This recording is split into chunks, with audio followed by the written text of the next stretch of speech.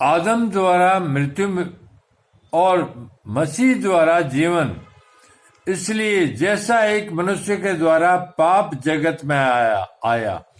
किस मनुष्य के द्वारा? आदम के द्वारा पाप जगत में आया और पाप के द्वारा मृत्यु आई, और इस रीति से मृत्यु सब मनुष्यों में फैल गई, क्योंकि सबने पाप किया। व्यवस्था के दिए जाने तक पाप जगत में तो था।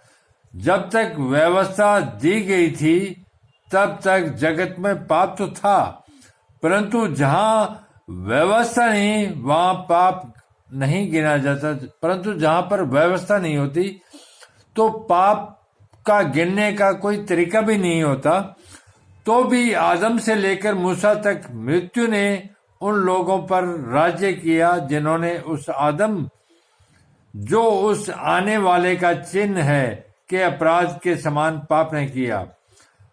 पर जैसी अपराध की दशा है वैसी अनुग्रह के वरदान की नहीं, क्योंकि जब एक मनुष्य के अपराध से बहुत लोग मरे तो परमेश्वर का अनुग्रह और उसका जो दान एक मनुष्य के अर्थात यीशु मसीह के अनुग्रह से हुआ, बहुत से लोगों पर अवश्य ही अधिकाई से हुआ।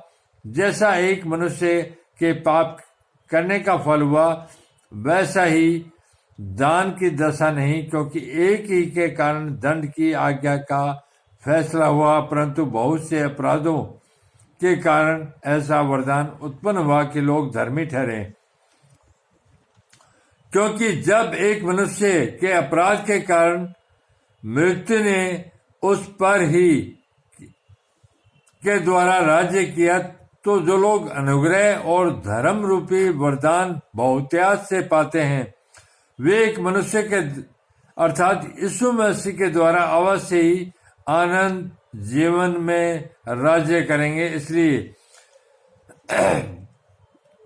जैसा एक अपराध सब मनुष्यों के लिए दंड की आज्ञा का कारण हुआ, वैसा ही एक धर्म का काम भी सब मनुष्यों के लिए जीवन के निमित्त धर्मी ठहराए जाने का कारण हुआ। क्योंकि जैसा एक मनुष्य के आज्ञा ने न मानने से बहुत लोग पापी ठहरे, वैसे ही एक मनुष्य के आज्ञा मानने से बहुत लोग धर्मी ठहरेंगे। व्यवस्था बीच में आ गई कि अपराध बहुत हो, परंतु जहां पाप बहुत हुआ वहां अनुग्रह उससे भी कहीं अधिक हुआ, कि जैसा पाप ने मृत्यु फैलाते हुए राज्य किया, वैसा ही हमारे प्रभु यीशु मसीह के द्वारा अनुग्रह भी अनंत जीवन के लिए धर्मी ठहराते हुए राज्य करे।